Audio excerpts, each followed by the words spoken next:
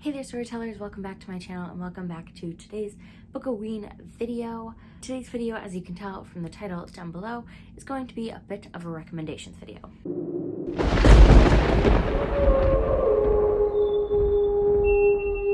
Specifically, I'm going to be recommending books based on some of my personal favorite Halloween films to watch. So without any further ado, let's get right into it. So the first movie on my list is Twitches. It is about two sisters who are sort of separated and at birth, and then they reunite as adults and find out that they're witches. And of course, they have sort of polar opposite personalities, and they also aren't necessarily the best at magic, so there's a lot of a learning curve. And for my book recommendation, I'm going to go with Practical Magic by Alice Hoffman. Now, Twitches, I think, has a lot more magic than Practical Magic, but Practical Magic definitely covers that sort of family dynamic, two sisters who are sort of polar opposites and sort of learning to navigate their relationship with each other, so that's where those two align. Next, we have another Disney film, Halloween Town. This is about a girl who discovers she's a witch on her 13th birthday, or no, 13th Halloween, and she goes off after her grandmother to this other dimension called Halloween Town, where she tries to help them fight an evil to solve their problems, basically. And for my recommendation, I'm going to go with Curse the Day by Annabelle Chase.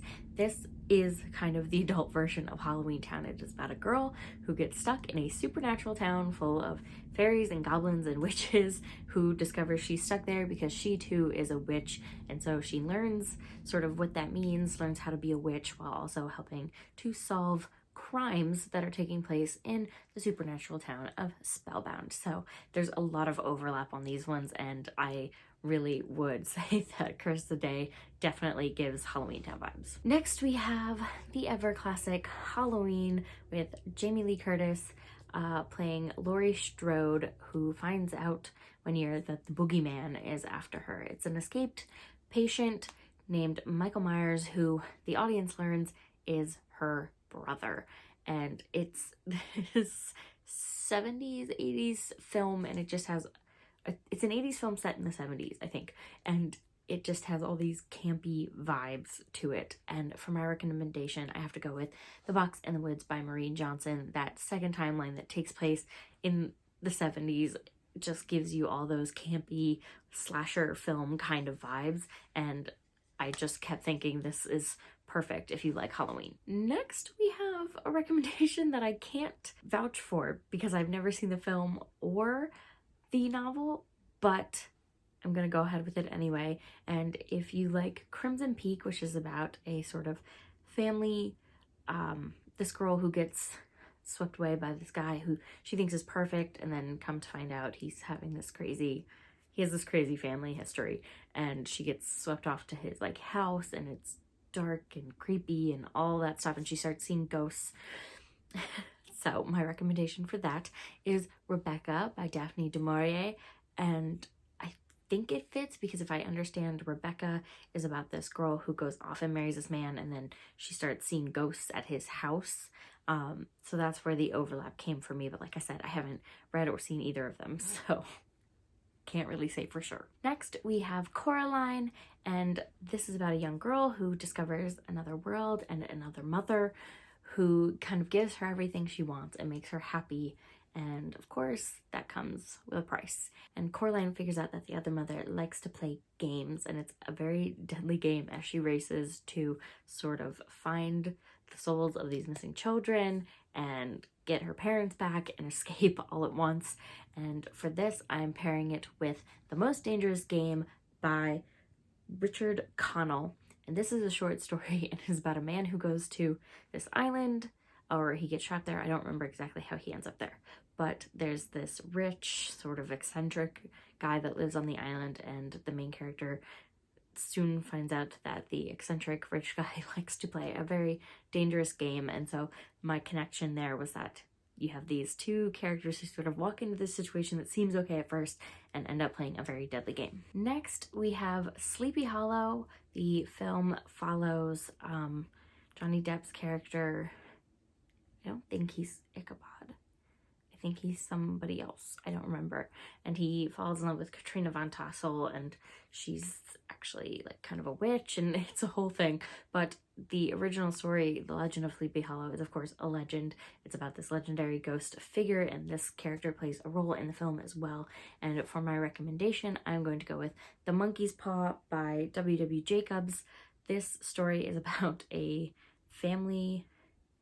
I think they are hearing the story as they get this gift of a monkey's paw, and I think you make a wish on it and the wish goes bad. If I'm remembering correctly, it's been a long time since I've read it, but it reminded me of Sleepy Hollow because it's about this sort of legendary figment, be it a monkey's paw or a ghost.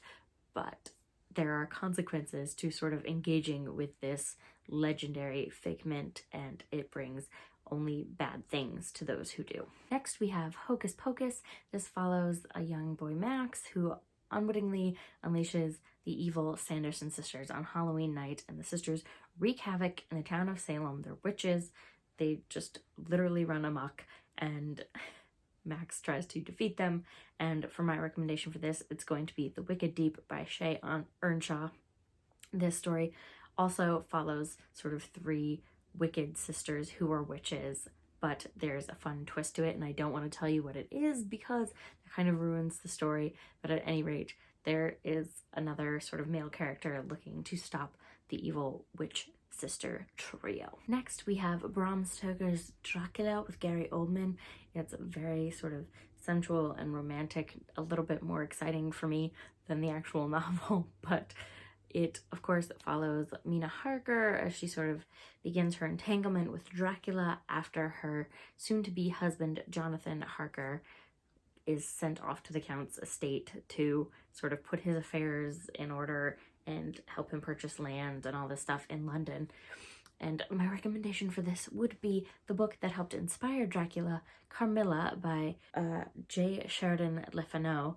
And this is about a young girl who gets sort of taken in by a character named Carmilla, who has come to stay at her and her father's place while her mother goes forth to, I forget what she does, but Carmilla's ill at the time, so she stays with them to regain her strength. And of course, Carmilla is a vampire, so we have that overlap there. And of course, Carmilla helped inspire Dracula, so it is the perfect thing to read if you like watching the film. And last but not least, we have The Addams Family, which is about a quirky, eccentric, dark family that are all into all things like dark and occult, and they're just a little bit weird, but also quirky and fun. And my recommendation is going to be a novel I haven't read, but very much gives me Addams Family vibes from the synopsis, and that is From the Just Returned by Ray Bradbury.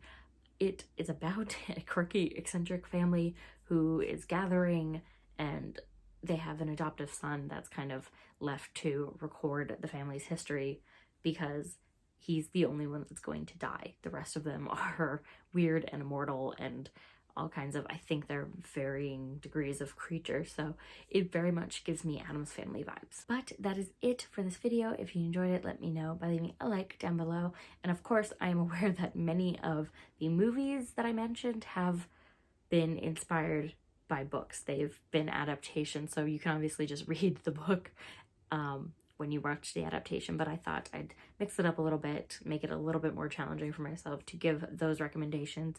And if you have any that you can think of, any sort of need to watch Halloween film that pairs perfectly with a Halloweeny spooky book, let me know down in the comments as well. Let everybody else know. Let's share some good spooky reading material to get into the last few weeks of October. But for now, I'm going to get going. If you want to keep up with me and all of my bookish adventures, you can go ahead and click the subscribe button. And of course, I highly recommend that you ring the little bell so that you don't miss a beat, because it will notify you every time I post, which in the month of October is going to be every single day. So I will see you guys tomorrow with a new one. Bye!